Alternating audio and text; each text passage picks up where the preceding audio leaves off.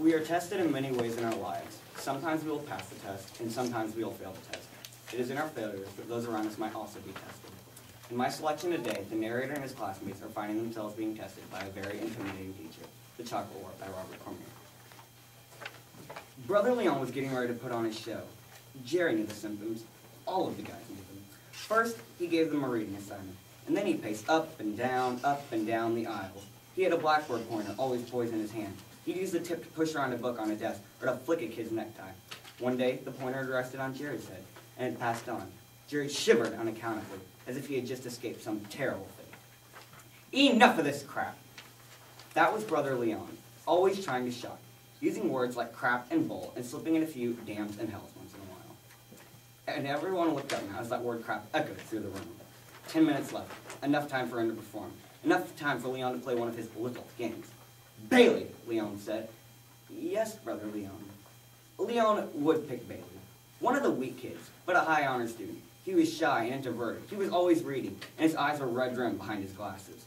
Up here, Leon said. Bailey went quickly and quietly to the front of the room. As you know, gentlemen, a certain discipline must be maintained in a proper school system. As he spoke, he gestured, the pointer still poised in his hand. And without warning, he struck Bailey across the cheek. The boy leaped back in pain and surprise. Oh, Bailey, I'm sorry, said Leon, but his voice lacked a lot of apology. Had it been an accident or another one of his little cruelties? Now all eyes were on alert. Now everybody was on alert now. Everyone looked at the stricken Bailey, as Brother Leon studied at him, looking at him as if he were a specimen under a microscope, as if the specimen had contained the germ of some deadly disease. You had to hand it to Leon. He was a superb actor. Everyone was on alert now, looking at Bailey, wondering what Leon's next move could possibly be. Under Leon's steady gaze, Bailey had stopped stroking his cheek, even though a pink welt had appeared, spreading across his flesh like an evil disease. And somehow now it appeared the tables were turned, as if Bailey had stood at the wrong place at the wrong time to cause his own fault and cause his own misfortune. Bailey, Leon said, but he didn't look at the class. Not at Bailey, but he was looking at the class, as if him and the class were in a joke that Bailey knew absolutely nothing about, as if the class and Leon were banded together in some kind of secret conspiracy. Yes, Brother Leon. Bailey, do you find it necessary to cheat? They say the hydrogen bomb makes no noise at all. There's only a blinding white flash that strikes cities dead. The noise comes after the flash and after the silence.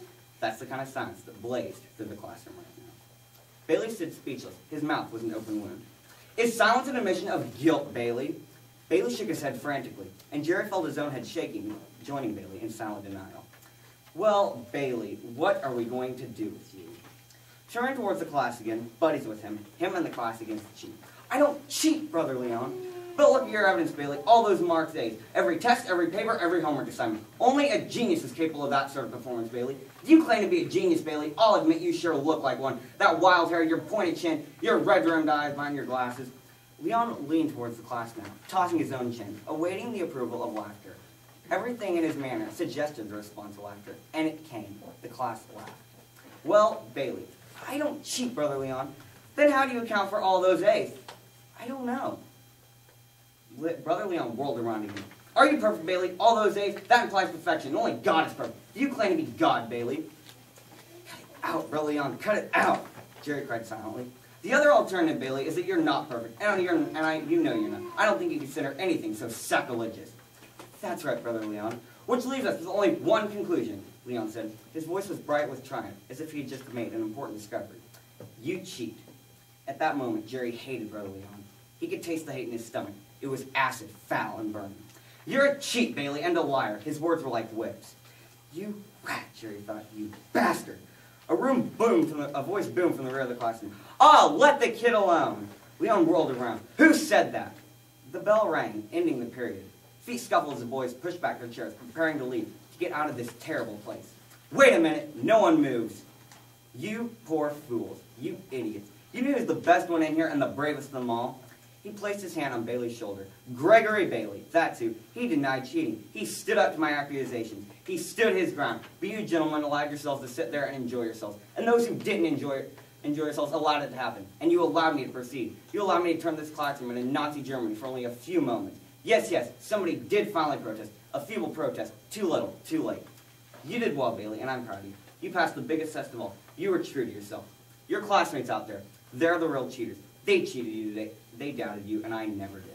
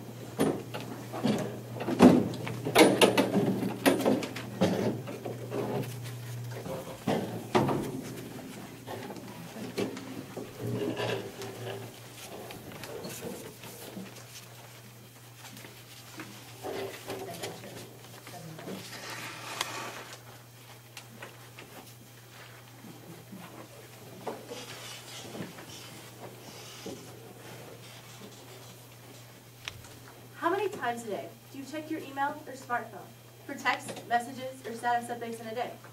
Did you check before I came in this room? Will you check again when I leave? If so, you, like many of us, might be suffering from FOMO, or the fear of missing out. According to Dr. Andrew Prybeski in the University of Essex, in his recently published study, Computers and Human Behavior, FOMO is characterized by the desire to stay continuously connected to those around us. In fact, according to a study done by MyLife.com, 56% of people are afraid of missing out on news events, social status updates, and text messages if they are away from their social media sites. Today, I'd like to talk about what FOMO is, the cause of FOMO, and how we can deal with it. To begin, although the fear of missing out is not a new feeling, it has been greatly increased due to social media. Having the instant access of other people's lives in the palms of our hands has caused problems such as anxiety, depression, and irritation. Some of the main causes for this is Facebook, Instagram, Twitter, and Foursquare. Dr. Andrew Prybeski compared the Net Generation, iGeneration, and Generation Z on their values, beliefs, and ideas. He found that college students who were more high in FOMO were those who checked their social media sites just before awakening, just before going to sleep, during meals, during lectures, and while driving a car. In fact, it is often accounted for that adults and teenagers text their phones while out on dates and while driving a car, because they could believe something better is going on, or that a social connection is more important than their lives and the lives of others. Whatever the case, they seem to do it anyways. With social media at an all-time high and FOMO on an increase, we are beginning to see the effects of FOMO in our personal lives and on the job. Although we'd like to blame work cultures for forcing us to have an email that we in return check often, it is truly a person's choice to check that email as often as they do. It is also a common rule that people don't enjoy meetings at the workplace. However, when we're not invited to one, we begin to think the worst. What if this meeting is about us? What if we can't be trusted with important information? Whatever the case, we seem to take it personally. You are also experiencing FOMO when you struggle with the work-life balance. It is extremely normal to struggle with this. While you're at your son's soccer game, you wonder what you're missing out on at home, at work. And while you're staying late at work, you wonder what you're missing out on at home. This is an endless destructive cycle of FOMO.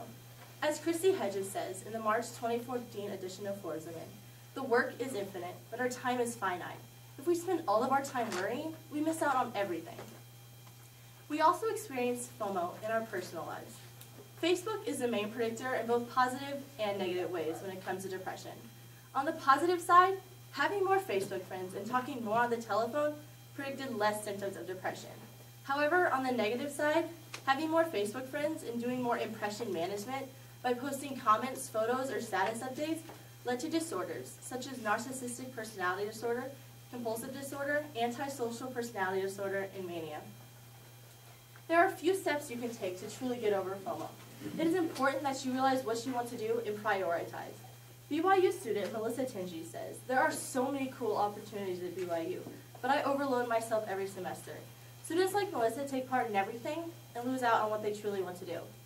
Sometimes the thing that's stopping them is social media." It is suggested that we should take a break from it. Breaks no longer than 10 minutes in length can reset our brains and make us happier people. We need to realize that pictures are deceiving, and people truly in their best night ever aren't going to stop to update their social status to tell the rest of us about it. To conclude, although the fear of missing out is not a new feeling, it has been greatly increased due to social media. Our ancestors told us the grass isn't always greener on the other side. This hasn't changed. I'd like to end by challenging you not to check your social media after we leave and win one small victory against FOMO.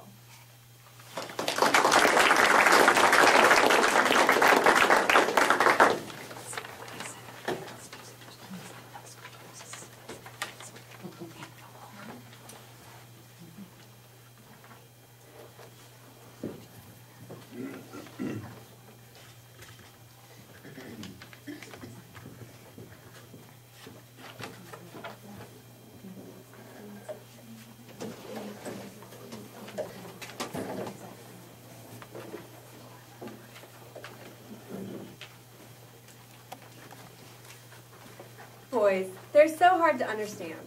But what if there was a book that gave us the advantage? The Boy Book. By John C. Havens.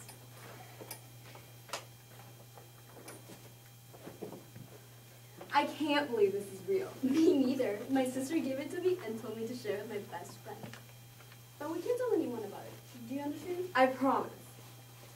Who would have thought that there was actually a secret book that told women everything they needed to know about men?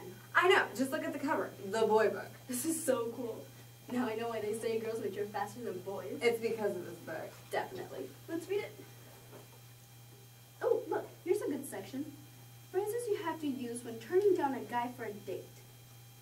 Wow, insert name. You're so nice. You're just like a brother to me. Let him down easy. Yeah.